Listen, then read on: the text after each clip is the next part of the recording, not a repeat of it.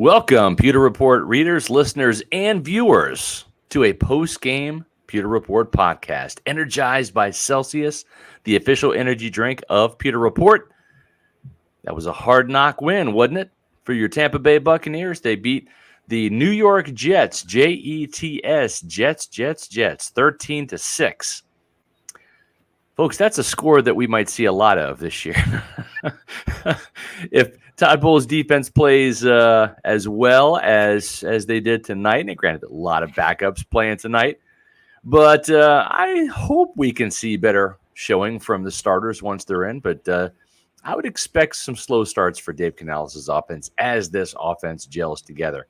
But first, let's talk about the fact that Kyle Trask improved tonight in extended playing time, but Baker Mayfield is QB1, and here to break down tonight's Buccaneer victory for you Pewter people is Josh Capo. I'm Scott Reynolds from Pewter Report, and here's Josh, and we're going to take it away with some post-game coverage for y'all. Josh, how you doing tonight? I'm good, Scott. How about you? I'm doing great. Listen, it wasn't the most exciting game up until around just before the 2-minute warning in the first half. Kyle Trask got the start. We were supposed to see Baker Mayfield. That didn't materialize. We'll talk about that in just a minute. But the game really kind of, can we say, broke open? I kind of did a little bit. When Sean Tucker on 4th and 1 ripped off a big run, the longest run of the night for the Buccaneers, longest run of the preseason, a 26-yard scamper to get the Buccaneers down to the Jets' 33-yard line.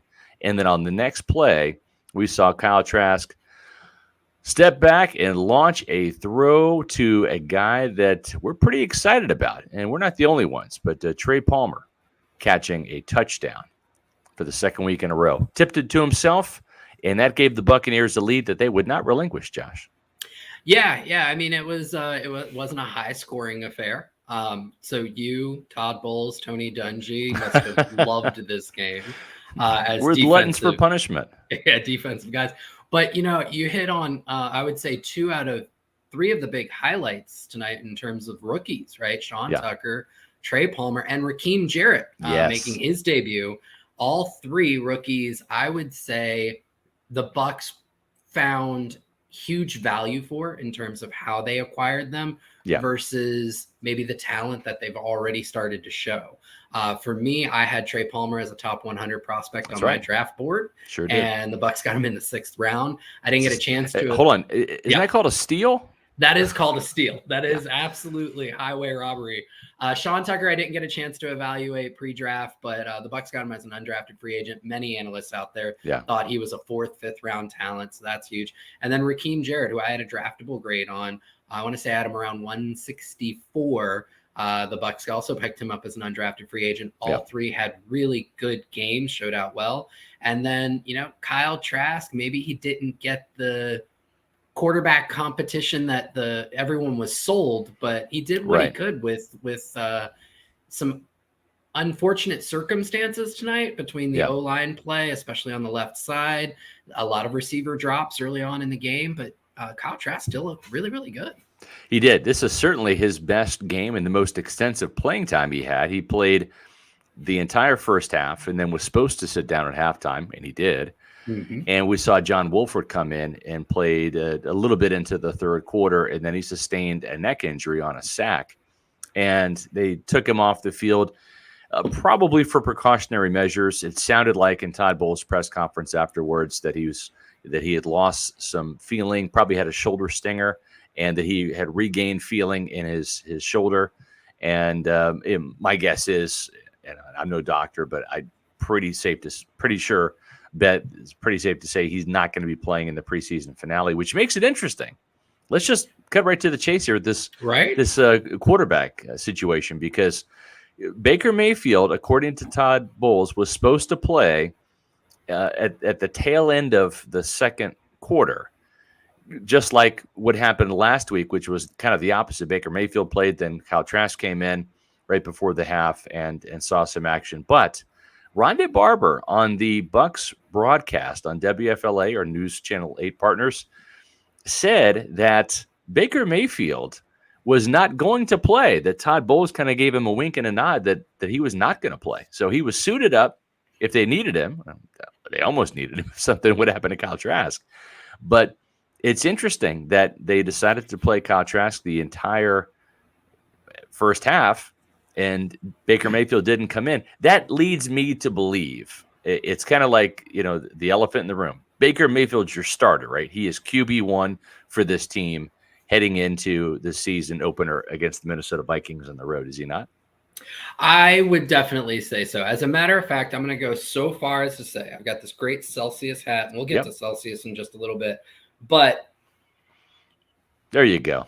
Baker Mayfield style. Yeah, it's Baker Mayfield time. I think that signals everything you need to know that Bowles has made up his mind, that him and Canales have made up their mind, and that it will be Baker Mayfield starting on September 10th in Minnesota for game 1 of the regular season. The quarterback competition is over.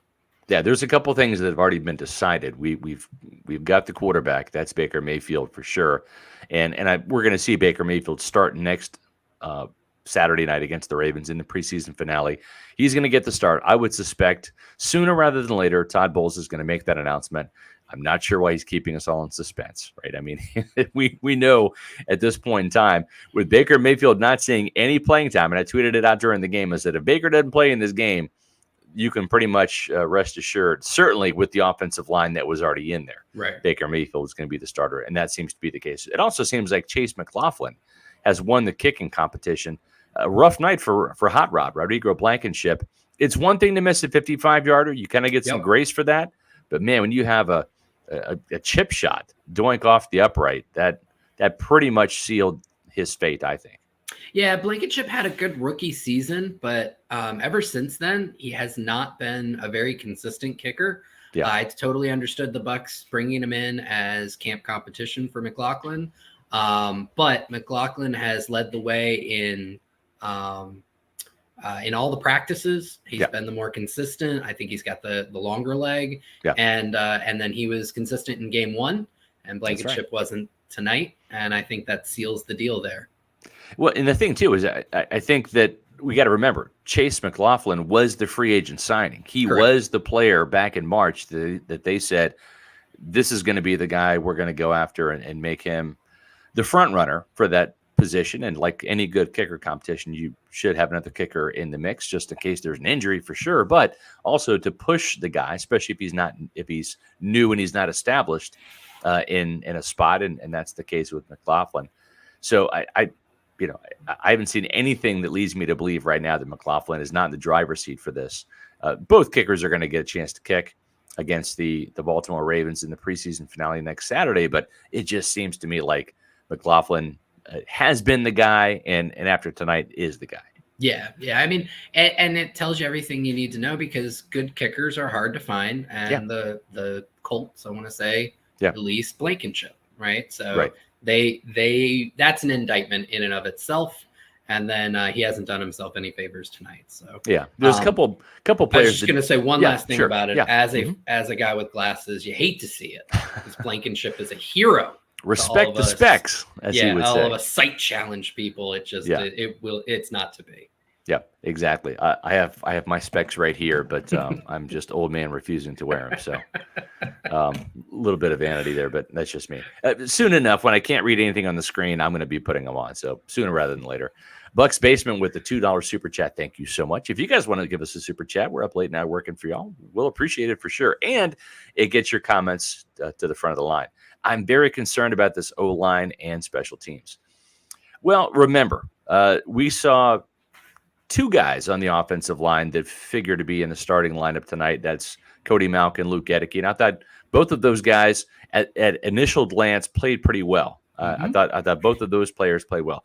Nick Leverett, starting center tonight, did not play well, especially getting blown up a couple times. Keyshawn Vaughn probably not real happy with Nick Leverett right now because it's costing him spots on the depth chart. It's hard to impress the coaches when you're getting tackled for loss, kind of the Rojo symptoms back during his rookie year when he couldn't just get out of the backfield at all. So I think it's safe to say Robert Hainsey will be the starting center for this Buccaneer team. And then if you put him in there, then you have one more piece of the puzzle.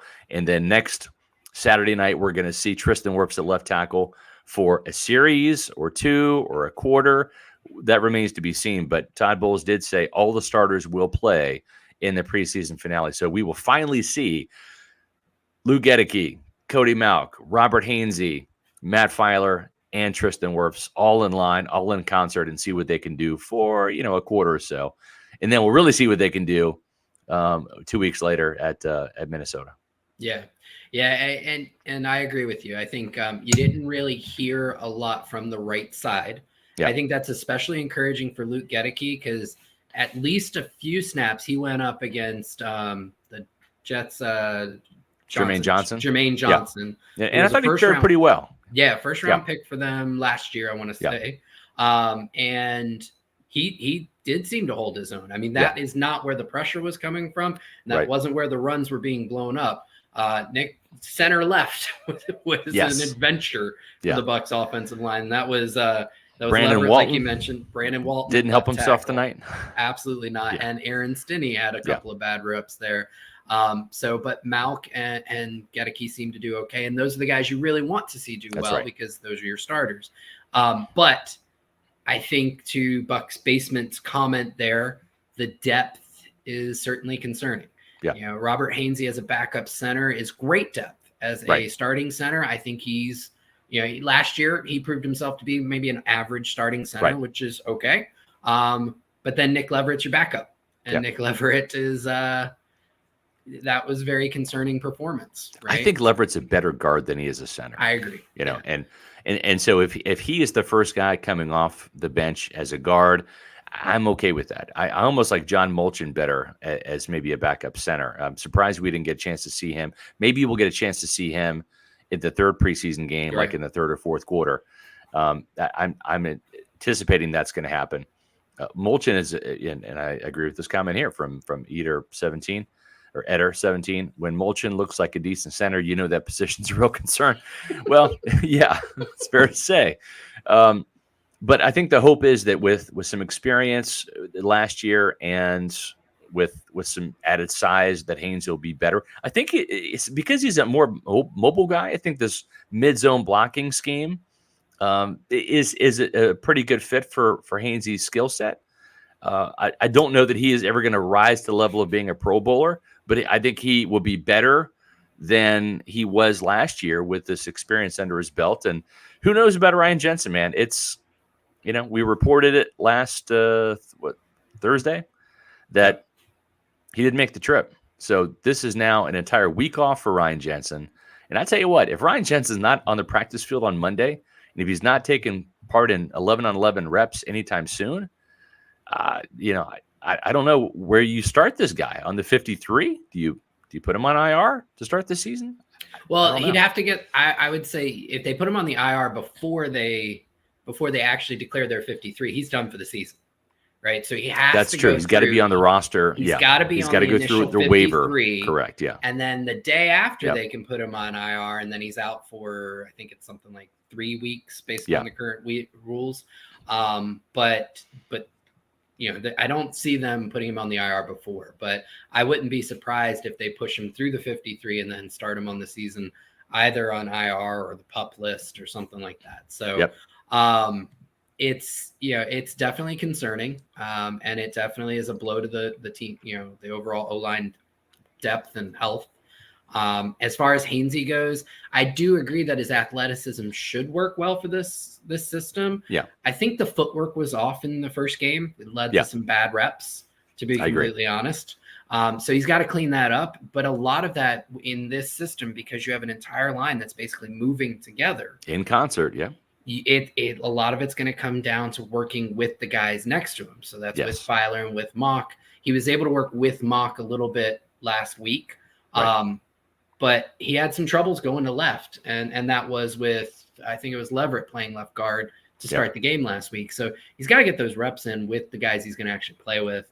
But I wouldn't say he's a lock to be really good to start with. So it's concerning.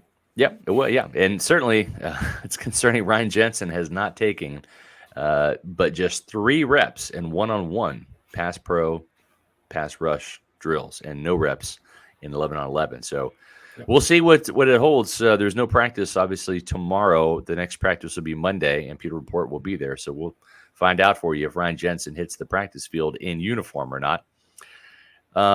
Let's see here. Darius Miller with the super chat. Thank you so much for that $4.99 super chat. First to be named starter just means first to be benched when the poop starts hitting the fan. Yeah, I mean, technically that's right. If the poop hits the fan and you're the starter, then you're probably going to be benched. So we'll see. And the Bucs have an early bye.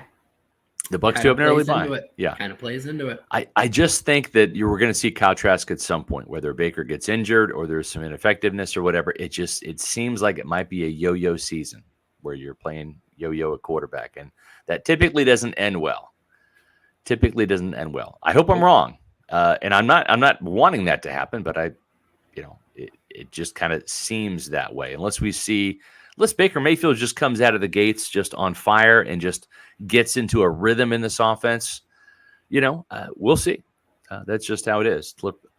Bucs have shitty buys. Actually, they had a great buy in their Super Bowl season. They did. Yes, it was nice and late, and it was certainly much better than that. Baker QB1, damn, says Cliff Bradford. We have another super chat here. Let's get to that. From Coulter, $2 super chat. Special teams is giving real cause for concern. Well, when you say special teams, I think Jake Camarda's got all the talent in the world.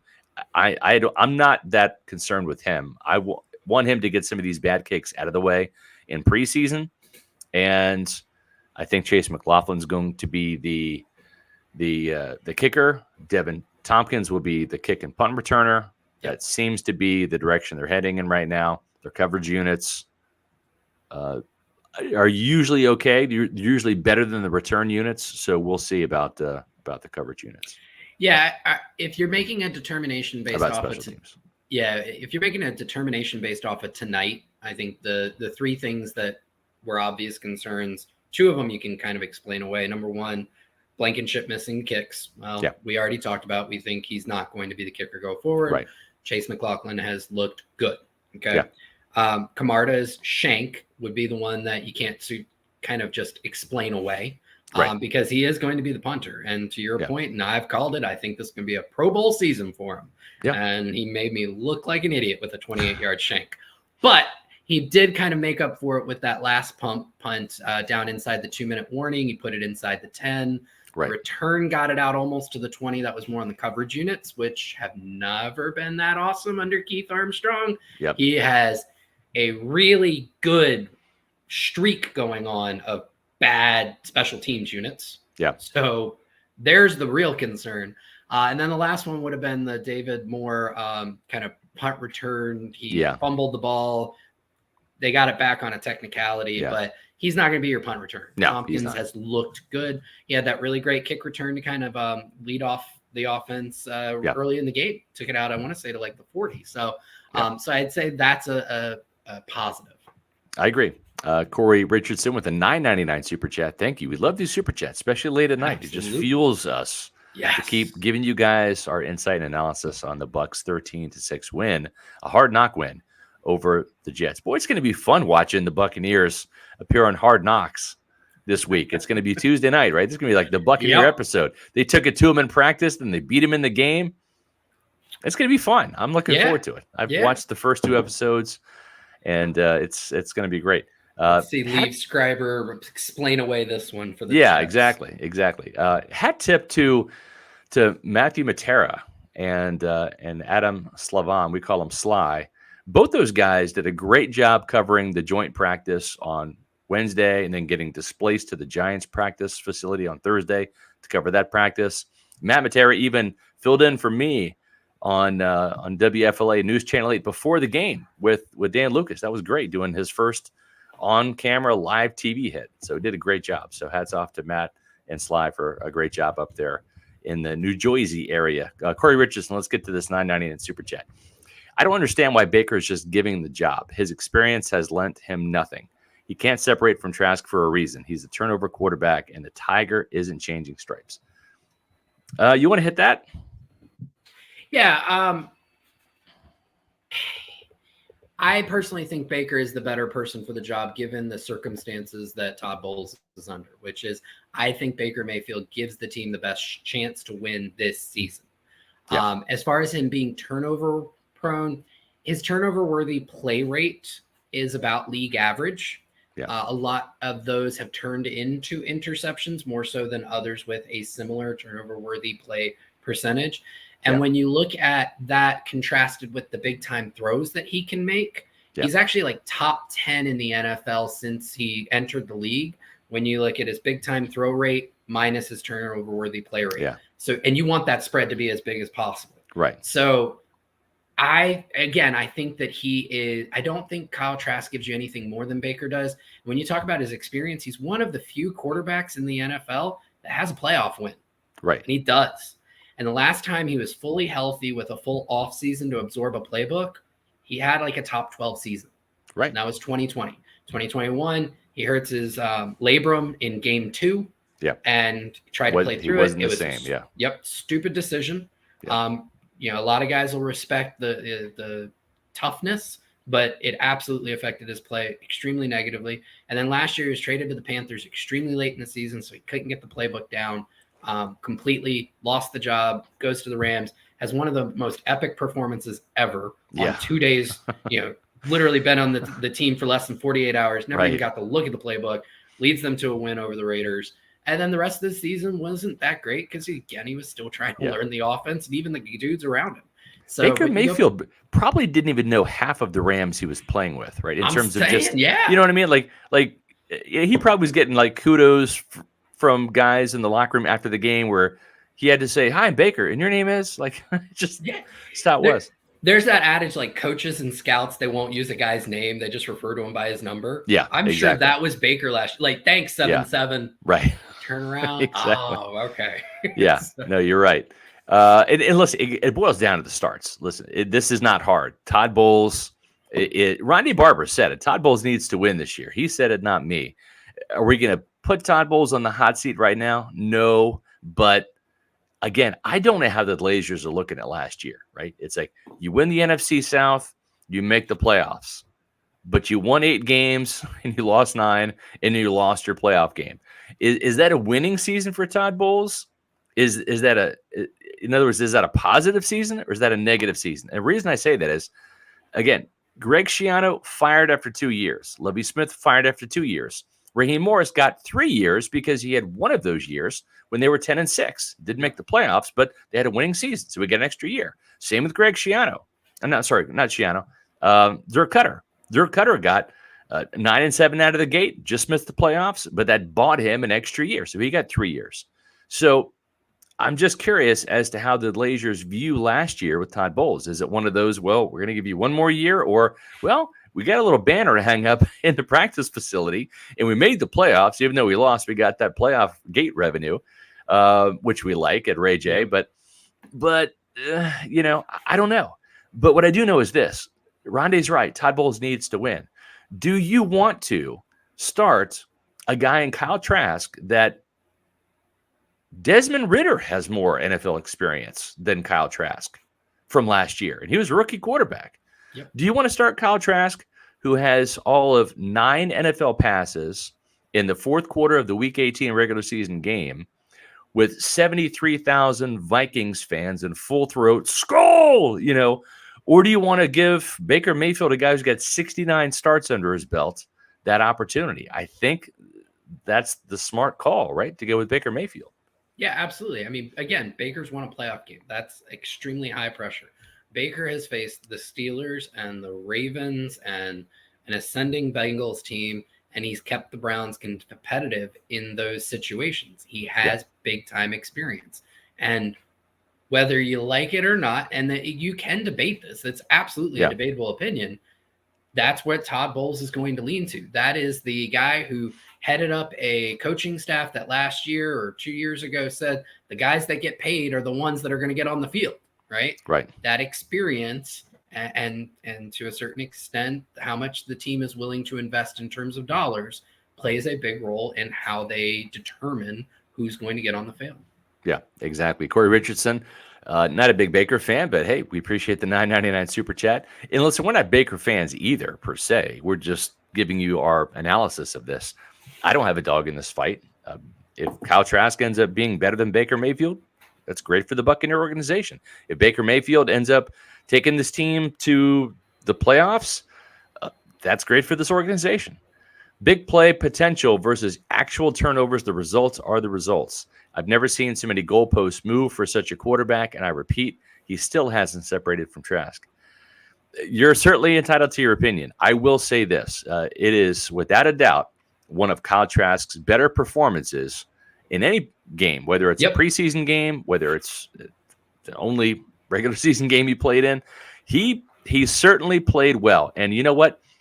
I have in my notes here about Kyle Trask that when John Wolford came in the game and started really slinging it and taking some shots, I might even put it in the group chat. Maybe I didn't, but I'm like, why isn't Kyle Trask doing this? Right? I mean, Wolford was pushing the ball down the field, not 40, 50 yards down the field, but 20 yards down the field. He was taking some shots, right? And I'm like, where's this from Kyle Trask? And then when Wolford got hurt and Trask came in, boom, we saw that, like, just kind of like go for broke. Hey, I'm going to thread the needle. I mean, that Raheem Jarrett pass where he was basically in the end zone throwing that ball, that was as beautiful a pass as any quarterback can throw. It was in between two defenders, right in the money, with enough touch, velocity, everything. Kudos to Jarrett, 3 catches, 84 yards. It just was fantastic. Great play by Kyle Trask. And I was glad that he got that opportunity, not at John Wolford's expense. And it certainly sounds like Wolford is going to be okay. Probably not going to play next week, but I think he's okay long term. But Josh, I mean, I thought Kyle Trask actually got better with that second opportunity coming in cold off the bench in the second half. Yeah, it seemed like he had cleaner pockets, right? So what he did well in the first half, and I think this needs to be noted, is he didn't take sacks, even though there were a lot of opportunities where he probably should have been brought down because of the rough line play on the left side. And he got the ball out on basically hot reads or short reads to running backs and tight ends. Didn't go for much yardage, but what it did was it prevented a negative play. And I think that may have been the best part of his day, is just showing what he could do under those circumstances. And the receivers in the first half did him no favors, right? Right. Kalen Geiger had a couple of drops. Devin Tompkins had a drop. One other had a drop, and I can't remember who it was. But, there were 3 or 4 passes that should have been complete, a couple on third downs that he just got let down by his receivers. Yeah. So through all of that, I thought he played extremely well, even though they couldn't really move the ball a ton because of all these things that weren't on Kyle Trask. Yeah, exactly. Then in the second half, as the Jets went to their third stringer pass rush, Bucs offensive line was able to kind of catch up, give him some time, and you saw him pushing the ball down the field. And he made some big throws. He averaged 7.7 yards per attempt, had a touchdown, no turnovers. He had a great game. He really did. And that should be very encouraging. And for those people who believe that Kyle Trask should start, this is a perfect case study in what you're talking about. Yeah, and it certainly gives me some confidence if they have to go to Trask, whether it be for injury or ineffectiveness. I feel better about him coming into an NFL game now after this performance. Yeah. I think this was a very important step for not just for him, for his confidence, and just the experience he gained, not just by playing the first half, but into the second half. He almost played the whole game, really. Yeah. But for what it does for the team, his teammates, his offensive line, right? The Mike Evans and Chris Godwin, who are watching this guy from the sidelines, right? They're feeling what he can do, and I think that's important. We're feeling the love from Corey Richardson, another super chat, $9.99. Thank you. You're bankrolling this tonight, man. We appreciate it. Well, you know what I would say about Corey? And I'll read this one if you don't mind. Go for it. Okay, yes. Last one. Thank you for your insight, and I appreciate you guys. And as always, go Bucs. And we appreciate you too, Corey. What I think this whole Baker Trask debate has, I think it's got Corey energized. Would you say he's energized? It certainly sounds like it. Now, I'm going to be brutally honest with you. I've only had 1 Celsius today. And the reason I say that is because I have to get up and I got to drive to Florida Atlantic University tomorrow with my daughter Jillian and my wife Ashley to do a little campus tour because she's a high school senior. Wow. Yeah, it flies by, man. And she's a team captain on her varsity cheer squad for Sunlight. The fact that you have college-age kids is still mind-boggling. I know. It means I'm old, But so I will be saving my next Celsius for the morning, folks. But listen, the Celsius is fantastic anytime you drink it. I'm going to be drinking that tomorrow, that orange right there. And I'll probably have two because I'm going to be up late writing stories tonight for y'all. And I'll probably have that Oasis Vibe right afterwards. And Oasis Vibe is one of my absolute favorites. That sparkling lemon lime hits just great in the afternoon. It's not the newest flavor, though, folks. The Oasis Vibe was, but they've come out with a new one. It's the Cosmic Vibe. It's the fruit punch flavor. It's fantastic. Sparkling fruit punch. There are so many flavors that you can get with Celsius. And the best part about it is they all taste amazing. Some more than others. We all have our top 10 list, but you're not going to be disappointed by two things, the flavor and the taste and the energy that you get. There's no sugar, so that means there's no sugar crash. So where can you find these tasty energy drinks, the official energy drink of Pewter Report? Well, let me tell you. Go to Celsius.com, click on the store locator, and you're going to find the nearest convenience store, health and fitness store, grocery store, or your bodega, as Matt Matera went to and grabbed some Celsius.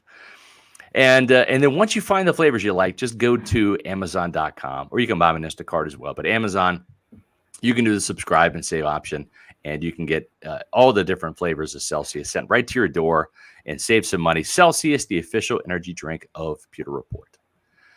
Let's spend some more time on the offense. I was encouraged by some of the defensive performances. We'll talk about those guys in a minute. We have our game balls too, sponsored by Manscaped, coming up later, and we'll get to some more of the defensive stuff. But the offensive players, Trey Palmer, and I know that you're a big Russell Gage fan, and I'm not anti-Russell Gage. Yeah. But as I came out and said on my Pewter Pulse, which if you haven't checked that out, go to Pewter Report TV. That's our YouTube channel. I'm doing this new video series, probably do 3 or 4 videos a week, just little 5-minute quick hitters on one topic. And the first one I did was on the Bucs uniforms, how I just think they're really unique and they're the best in the league. No bias, just because they cover the Buccaneers, and not that one. That's not the good one. I have that one because the team gave it to me for 20 years, and it's Rondé Barber's number. What am I supposed to do? Take it down? So I got to wait 2 more years. Maybe they'll give me one for being 30. I don't know. But anyways, so the second one I did was Russell Gage goes out. I don't think it's that big of a loss because of 2 of the guys we saw tonight, Trey Palmer and Raheem Jarrett. I think both those guys were probably going to make the roster anyways, but now they're elevated up the depth chart. And I just don't know what Russell Gage was going to be able to do for this team. He's one of those guys that we'll never know what could have been. And I mentioned that in the Pewter Pulse video. J.R. Sweezy was a free agent signing, a prized free agent guard from the Seattle Seahawks, injured his back, was never able to really play. Carl Nix, way back in the day under Mark Dominic, was a huge free agent signing, a Pro Bowl guard from the Saints who came over, played a couple games, got MRSA during the whole Greg Schiano MRSA years, and I think had part of his toe or maybe his whole toe amputated, ended his career. Yep. So Russell Gage probably won't return next year. This is the Trey Palmer show as far as I'm concerned, a wide receiver 3. Josh, your thoughts? Yeah, I think ultimately the Bucs can rebuild what Gage could provide them in the aggregate, and that's through the skill sets of various players. I don't think Palmer or Raheem Jarrett or Devin Tompkins, any one of them replaces everything that Gage can do. And I think the one thing that Gage brought to the table that I haven't seen in any of those 3, which I know Todd Bowles would value, is his blocking ability. And I think that's one thing that's not really being discussed. True. However, I think what Palmer brings to the table is something that Gage has never really shown at the pro level, which is that deep threat, right? Yep. And what's really interesting is, the touchdown he had tonight, it wasn't him just burning somebody, right? Like Hyatt did for the Giants yesterday, right? Correct. Yeah. And both of them are burners, right? I actually think Palmer had a better 40 time at the combine.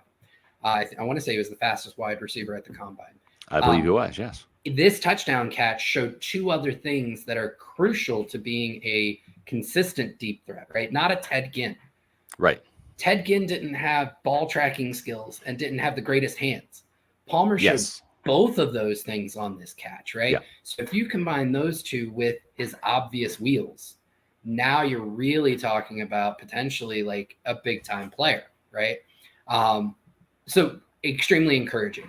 Yeah. Still doesn't have kind of that shiftiness underneath ability that Gage had. I think maybe that's more of a Raheem Jarrett skill set. And then you still have Devin Tompkins on the outside, who, other than tonight, has shown really great hands. Yeah, agreed. And I think David Moore probably makes the team as a veteran guy, just in case something happens to Chris or Mikey. You at least have another guy that's got 13 touchdowns in the league, 4 years in the Seattle offense, et cetera. Corey Richardson, again, folks, appreciate you very much with the super chats, but certainly Corey Richardson. I lied. This is the last one. I just drank 2 Celsius drinks for my night shift. If you can't tell, I got paid this weekend.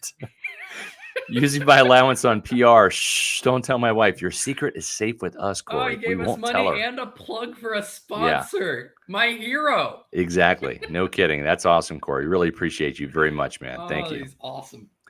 Meets McGee, $2 super chat. Gator fans and Bucs fans will not give Baker a chance. Well, you know what? He's going to be the starter, right? Rally around him. If he fails, then I think you feel better about the backup now after what happened tonight. And, if we go back to the graphic, I mean, that's kind of the message that we're trying to send tonight in this Pewter Report podcast, this post-game podcast here is, whoops, let me clear the deck here so we can see the headline here. Okay. There we go. Baker improves, but Mayfield is QB1. I think that's accurate in all instances here. It's Trask improved tonight, and that's a positive. Yep. Todd Bowles, by his actions, not playing Baker Mayfield, tells us that Baker Mayfield is QB1, and you're going to see Baker Mayfield take the field with the starters against the Baltimore Ravens, and he is going to be the starter on opening day, barring an injury next week. So I think it's all but set in stone. And again, the good news is Kyle Trask is better, and at some point in time, and I think this is the important thing for Trask fans. Hang on to this, okay? If Baker Mayfield sputters, falters, turns the ball over a little too much, I think the performance that we've seen from Kyle Trask in training camp, and you were there for a couple of days to see it, in the preseason games, certainly tonight, and we'll see what happens on Saturday night against the Ravens. But I think this might press Todd Bowles to have a quicker hook with Baker Mayfield, knowing that he's got somebody that maybe he's kind of curious about, that he really wants to see.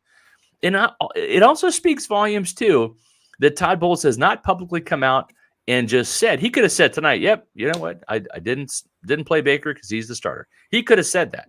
The fact that he didn't tells me that he has a lot of respect and admiration for Kyle Trask. He's never been bashful about that. As a matter of fact, he has kind of gone above and beyond. If you go back to the OTAs, and even going back to when Tom Brady retired, him talking about Kyle Trask in the offseason at the combine, Josh, when he was saying, Baker Mayfield's one of the hardest working guys. Every time I look out my window, I see him out there by himself working, Mm-hmm.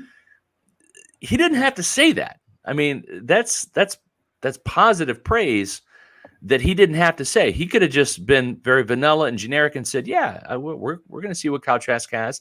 No, he was gushing in his praise. And I think that says a lot about what he thinks about Kyle Trask. Yeah, and I think the other thing that people need to consider is I don't think this was 100% a Todd Bowles decision. Dave Canales had a lot of say in this, at least from what I've been able to perceive into the team. Yeah. The other thing that I think is really important, maybe going a little under the radar, is Dave Canales. Like Bruce Arians has been called the quarterback whisperer. Yeah. But Dave Canales, I mean, Russell Wilson worked with him for basically his entire time in Seattle. Yeah. Geno had a top 10 season last year with Canales as his quarterback coach. Right. And both Baker and Trask have looked good this preseason. That's right. Whether it's the system or what he does individually with the quarterbacks, or most likely a combination thereof, Dave Canales looks more and more like a legit quarterback dude. And that's pretty amazing. Exactly. Grizz, appreciate the super chat, $2. What's it going to take for Baker to start beyond 2023? That's a really good question, because I think that's a two-parter. Number one, where's the team in all of this, right? It's one thing. Let's say Baker Mayfield comes out and throws for 24 touchdowns and 8 interceptions, and the Buccaneers finish 8-9 and don't make the playoffs. They don't win the division. And, they're kind of treading water. Maybe they're even 7-10. But Baker's really not the cause for that. Maybe he had a couple of really bad games where he threw multiple picks and those resulted in losses. But maybe Todd Bowles' defense gets banged up, or there's an injury on the offense. They just don't put up enough points. But Baker plays secondary. Yeah, right. But Baker plays okay. Like, what does that mean? I don't know. Baker has to play well, and the team has to win. I think that's what it's going to take for Baker to be the start. It's a two-pronged answer. He's got to play well and probably go wire to wire as the starter. And then I think the team has to play well. That means 9 wins or more this year. What do you say, Josh? I say playoffs. They make the playoffs, Baker gets another run. They don't make the playoffs, most likely in the NFC South. That means you're talking about a top 12 pick. And at that point, Jason Light's probably making a play for what, as of right this moment, and obviously a lot can change through this college football season, but it looks like it's going to be a deep quarterback class. You obviously have the top 2 dudes everybody's looking at in Drake May and Caleb Williams, but there's a lot of really talented quarterbacks who should be coming out this year.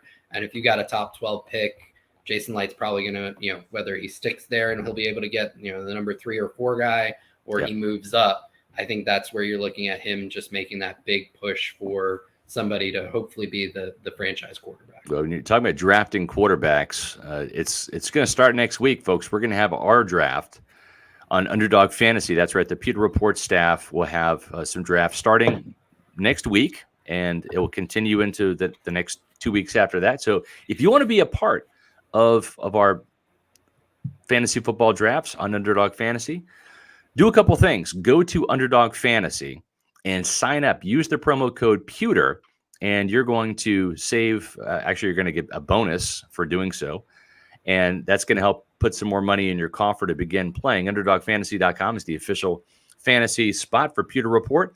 The biggest fantasy football contest ever is the $3 million to first, $15 million prize pool. $25 to enter. And the great thing about Underdog Fantasy is you set it and forget it with your lineup. That's the Best Ball Mania 4. Set it and forget it. You're going to draft a bunch of quarterbacks, a bunch of running backs, a bunch of wide receivers and tight ends. And the great part about that is you can set your roster and forget it. You don't have to do anything in season whatsoever. They pick your best players. So if you have 3 quarterbacks in your roster, and let's say 2 of them are playing because you have a bye week for one, guess what? Whichever quarterback scores more points on your roster, you're going to get the points for that. So that's the beauty of this setup that they have with Best Ball Mania 4. So we're going to give you our email addresses next week. Mine's srpewterreport.com. I know Matt's doing it for sure. That's Matt at Pewter Report. So if you want to play us in fantasy football in a league, email me. Email Matt, srpewterreport.com, Matt at pewterreport.com. And we will we'll be happy to set up a league next week or the week after. Do some drafts and have some fun with Best Ball Mania 4 only at Underdog Fantasy. Make sure when you sign up, use the promo code Pewter to get a sign-on bonus, and we'll have some fun to rank some fantasy football. Yep. I'll do a league as well. There you go. All right. So we got 3 Pewter reporters doing it now. I don't want to speak for everybody, but we'll have all those email addresses in this week's podcast coming up here. So Jameson with the $4.99 super chat. We appreciate that very much. With Palmer being an outside wide receiver primarily, does this make Godwin go back to the slot? Really wanted him back outside. So Dave Canales actually addressed this, and he addressed it on the Pewter Report podcast. We asked him about the slot receiver, who's going to start there, and he says he doesn't look at it that way. He looks at wide receiver 1, 2, and 3. And the top 3 receivers pretty much need to be able to play everywhere. You're going to see Mike in the slot. You're going to see Chris in the slot. You're going to see Trey Palmer in the slot. You're going to see Devin Tompkins in the slot. Whoever else makes the team, Raheem Jarrett, they're going to be moving around the slot guy, the X guy, the Z guy, all the way around. I mean, the X will be the X, the Z will be the Z, the slot will be the slot. But whoever plays those positions will probably be different, play in and play out. That's part of the unpredictability about this offense. And it's designed to move Mike around so he can't be doubled as easily. Same with Chris. So you're going to see Chris more on the outside. And I think any of these guys can strike anywhere on the field, from the flanker, from the Z, from the slot. And I think it's part of the exciting thing is you're not going to have Chris Godwin locked in on the slot, because if you played wide receiver last year out wide, we knew what it was. It was a wide receiver screen. So predictable.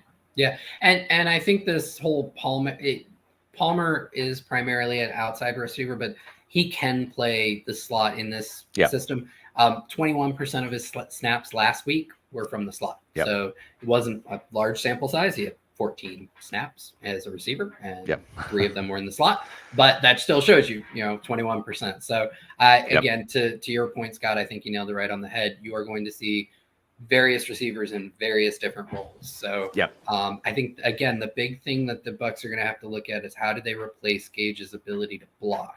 Because as much as Bucs fans may have wanted to see more of a spread offense, and in shotgun, this is more of a spread offense, but on first and second down from under center, it's still a lot of closer splits, right? And that requires the receivers to be good blockers. And Mike Evans and Chris Godwin are both very good blockers. Russell Gage was a very good blocker. Now you need to see some of these young guys step up and be good blockers.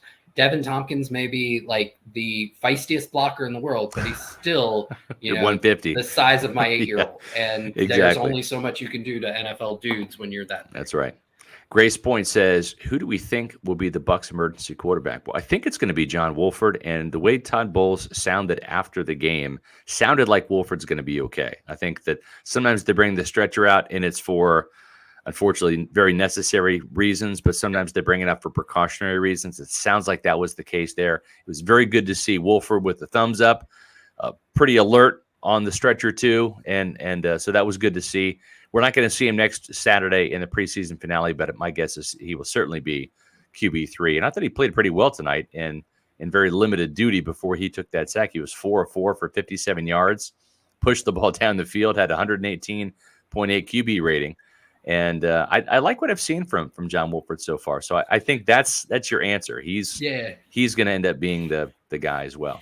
He's got great touch. I don't know if he's got, amazing velocity, and I think that's what's keeping him as a perpetual backup. But smart guy, runs the system really well. He's got really good touch, and he's not afraid to throw it out there. Although I think Grace Point brings up a really good point, and we should look into this. Yeah, who's the emergency quarterback? The Bucs lost their emergency quarterback over the offseason, and we didn't report about it, and we should figure out who's taking Cam Brate's spot. Exactly. Yeah, for sure. There's an article idea for me. Yeah, there you go. Who's going to end up being the guy to replace Cam Brate as the QB4. The emergency as QB4, right? As the emergency quarterback. So let's see here. We're not even gonna get to defense tonight, man. Yeah, with all these comments. Yeah, well, you've got to be hating there. You go. yourself. There it is, right there before the Super Bowl. Oh yeah, there it is, right there. That's Cam Brate taking the snap from Ryan Jensen in the Super Bowl. Yep. Pregame. So there's your emergency QB4 retired. So maybe they bring him back just for that. Maybe. I don't know. Let's get to Wayne's comment here because we need to spend a minute or two here on Sean Tucker. He just was so good tonight. 2 weeks in a row. Yeah. He's got some flash. He's got some dash. He's got some bash to his game. And I think it's only a matter of time before he ends up being RB2. Now, Chase Edmonds is going to get some play for sure. I think the guy whose prospects are sinking like a stone. I said stinking, but I didn't really mean that, or did I? Was that a Freudian slip? Was Keyshawn Vaughn tonight. Really tough sledding for him for 2 games in a row here. I just don't see the burst. I just don't think he's better than Tucker or Edmonds. Yeah, I think tonight, much like I was saying about Trask kind of in the first half, I don't think tonight was a great – I don't think you can evaluate Keyshawn Vaughn based on tonight. He had I had a good catch on a screen pass, right? Got it for a first down. I want to say that was on a third down situation. But running the ball, he had, 4 carries for -8 yards. And I can't put that on. Something tells me that's not good. It's not, but that was, I mean, he was getting crushed in the back. Two of those were on Nick Leverett for sure. Yeah. And then I want to say he had negative yardage last week. So obviously the stat book is not going to help him. Exactly. But at the same time, we've seen the practices. Yeah. Vaughn's looked okay, but he hasn't stood out. And I would almost say Tucker and Edmonds and they're faster, and that's apparent, And White's RB1. So that, I think that's kind of set in Meets stone. McGee with another $2 super chat. We appreciate all the super chats tonight. PR should start doing an all 22 film breakdown. Josh, sounds like it's up your alley. There you go. Meets, I do try and put some all 22 clips in most of my articles, so you can find them. Where can we find them? It's a really great website. It's called pewterreport.com. That's right. And if you're looking for video analysis with all 22, I will try and get you some of that this season and see if I can work it into my schedule. PewterReport.com, the best Bucs coverage. That's right. You can check out our post-game coverage tonight. We're going to have my 2-point conversion later, as well as all the great coverage leading up to the season opener and throughout the whole season. You can follow Pewter Report on social media, on X, Facebook, Instagram, and Threads at Pewter Report. And, of course, make sure you're subscribing to Pewter Report TV, home of the Pewter Report podcast on YouTube, as well as my new Pewter Pulse segment. Josh, I think it's about that time. I think it's time we do the Manscaped read. Let's go. Which is always a challenge. And then we'll talk about this little fun thing we do called... You say a challenge, I say a joy. Game Balls, sponsored by Manscaped. All right, here we go. Okay, first time reading this. Attention fantasy football fanatics as draft season approaches. Don't neglect the most important draft pick of all, your game balls. We all know how injuries can ruin a season, so let Manscaped take care of that Reggie Bush of yours with their skin-safe technology. This should guarantee you have a smooth ride into the playoffs. The leaders in below-the-waist grooming have created a championship lineup with their Performance Package 4.0. And it's time for you to do the same. Join the 9 million men worldwide who trust Manscaped and get ready for kickoff by going to manscaped.com for 20% off and free shipping with the promo code Pewter20. That's right, folks, Pewter20. Let me put that up on the screen for you there. Boop. There you go, Pewter20. All right.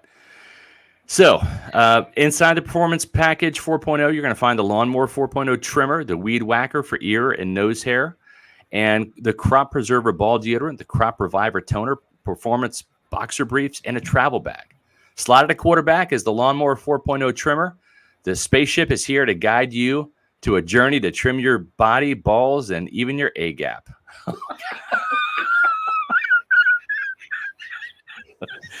The 4th generation trimmer also features a cutting-edge ceramic blade to reduce grooming accidents to the advanced skin-safe technology. The Lawnmower 4.0 has a 7,000 RPM motor. God, that sounds dangerous. A new multi-function on and off switch, including a travel lock, and it's waterproof. The best thing about it is, honestly, if I'm being honest, it's got a light. That's the biggest thing. All right? Old man needs a light down there. So just to make sure I'm doing what it needs to be done. Folks, listen, I'm being completely sincere. The Pewter Report staff, we use Manscaped.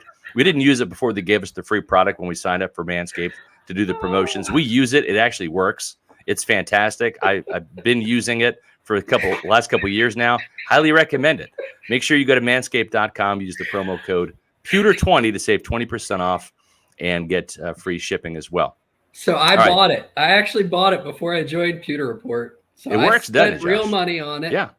And it's been great for both my Reggie Bush and my A-gap. There you go. It works. All right, Josh, let's get to our game balls here. It's just you and I tonight, so we each have one ball to give. Go first, Josh. Who is your game ball tonight? Oh, my game ball is going to Kyle Trask. Kyle Trask. All right.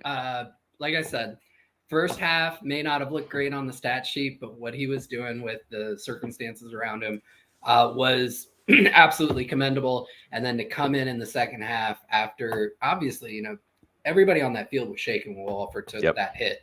And then he was able to still orchestrate a touchdown drive and won the game for him. So 7.7 yards per attempt, the touchdown pass. Absolutely. Yep. All right. It's hard to disagree with that. I think Kyle Trask played really, really well tonight. My game ball presented by Manscaped is going to go to, I was going to give it to Trey Palmer because I really like this kid a lot. But on second thought, I've got to give it to, I love running backs, and Sean Tucker just is pretty exciting. I mean, I'm really excited about what this guy can do. He had a 5.3 yard average, Pewter people. That's really, really good. 26-yard run, 7 carries, 37 yards. He's got some speed. And let's not forget, in the receiving game, too, the Buccaneers have a screen game, folks. I'm excited about that as well. He had a nice 16-yard or 15-yard, I don't have my glasses on, 15-yard catch and run on a screen pass, and I thought he looked really good. So I'm going to go Sean Tucker tonight just because I like running backs. How about that? Very nice. I like it. All right. Real quickly on the defensive side, just because I'm a defensive guy, kudos to Zion McCollum for tackling better tonight. I think he deserves not a game ball, but an attaboy for doing a better job. Edge. Yeah. A couple different times they tried to get outside of him, and he did not fall for it. He did not give up that outside edge. He definitely got better in a couple of areas that he needed to. 100%. Marquise Watts, another guy in the defense that really showed out. I thought J.J. Russell forcing a fumble looked good. Dee Delany had a really good game at nickelback. I think that he is probably going to be the starter, and wisely so. Yep. And folks, if you're looking for your starter when it comes to a real estate agent, we have got the name for you. Eric Gross. That's right, Eric and Caitlin Gross with the Eric Gross Group. Folks, I'm just telling you, we've got a chance to know Eric. He is the real deal when it comes to an all-pro out there in the real estate business. It takes a full team effort to win a football game and a full team effort to win in real estate. The Eric Gross Group has done hundreds of transactions in this crazy real estate market. You got experience in all types of situations. Eric, as you know, is a Pewter Report reader. He's also a Tampa native. He and his team have got the market knowledge, the top-notch communication, and commitment to excellence. That's what sets them apart. They're a strong team of vendors and a network of over 85,000 agents across the country. The Eric Gross Group will turn your dream of buying or selling a home into a reality. Their clients are not just transactions. They're lifelong friendships. Don't let the stress of buying or selling a home keep you out of the game. Let the Eric Gross Group take the pressure off. Find them on Facebook and Instagram at Eric Gross Group, or check out their website. And this is the website you got to visit, folks. housesinfla.com. That's housesinfla.com. Give them a call at 513-907-4271. No matter where you are in your homeownership journey, you're going to feel welcome with the Eric Gross Group, the official realtor of Pewter Report. Josh, that's going to do it for tonight, man. It's fun having you on. It's fun to see the Buccaneers win. It's going to be even more fun to see them on Hard Knocks on Tuesday against the Jets. I'm sure Robert Saleh is not going to be real happy about that. But, No. I mean, how it is. Hey, the Bucs had the Jets fighting all week long. They did. Fighting in practice and then fighting to lose that game. Yep, exactly. Pewter people, we love you guys. You guys came out en masse tonight with the Super Chats and also just with your great questions and comments and your participation. We love it. We're going to be back on Monday at 4 o'clock for another edition of the Pewter Report podcast. Matt Matera will be back from New York, New Jersey, and we'll do a show for you on Monday. I'm not going to be here. I'm going to be in Florida Atlantic. So, Matt, we'll have another guest. I think, Josh, are you going to be on as well? I will not, unfortunately. Okay. Well, it'll be somebody from the Pewter Report roster joining Matt at 4 o'clock on Monday. So, for Josh Capo, I'm Scott Reynolds saying we'll see you again soon on Monday for another edition of the Pewter Report podcast.